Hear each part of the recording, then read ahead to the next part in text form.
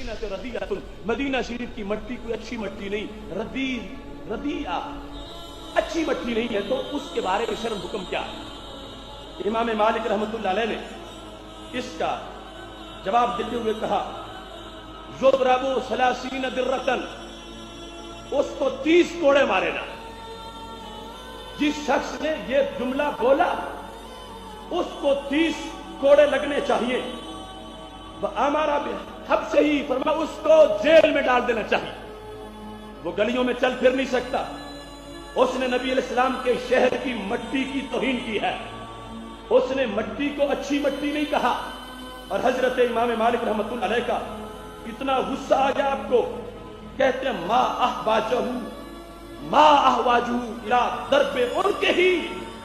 اس کو تو قتل کر دینا چاہیے کہ جس نے محبوب علیہ السلام کے شہر کی مٹی کے بارے میں یہ لفظ بولے۔ کہتے ہیں تربۃ دفن فیہ النبی صلی اللہ علیہ وسلم ویزعم انہ غیر طیبۃ،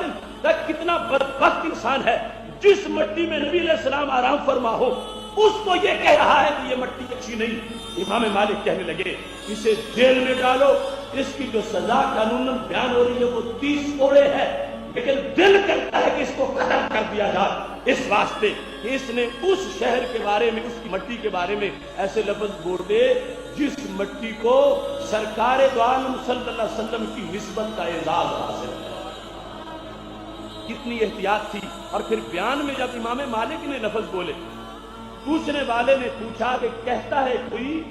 تربۃ المدینہ ردیۃ، تو اس کا حکم کیا؟ امام مالک بیان کرتے کرتے جب یہاں پہنچے نا کہ وہ مٹی جس میں نبی علیہ السلام دلبہ گر ہے اس کو یہ یوں کہتا ہے، تو امام مالک کی زبان ردی کا لفظ نہ بول سکی، ردی کی جگہ غیر طیب بول دیا۔ فرمایا یہ اس مٹی کو غیر طیب کہتا ہے، غیر طیب، ردی کا لفظ ثقیل تھا، زبان برداشت نہیں کر سکی، کہنے لگی اس مٹی کو یہ غیر طیب کہہ رہا ہے کہ جس میں رسول اللہ صلی اللہ علیہ وسلم تشریف فرما ہے، وہ زمین ہے تو مگر اے خاکگاہ مصطفیٰ۔ یہ بر صغیر کا جو مزاج ہے، اقبال کی سوچ، علامہ اقبال نے کہا تھا نا وہ زمین ہے تو مگر اے خاکگاہ مصطفیٰ، دید ہے کعبے کو تیری حج اکبر سے سوا، کہ مدینہ شریف کی مٹی تیرا یہ مقام ہے، دنیا کا حج اکبر کعبے میں ہوتا ہے، کعبے کا حج اکبر تجھے دیکھ کے ہوتا ہے۔ یہ دین،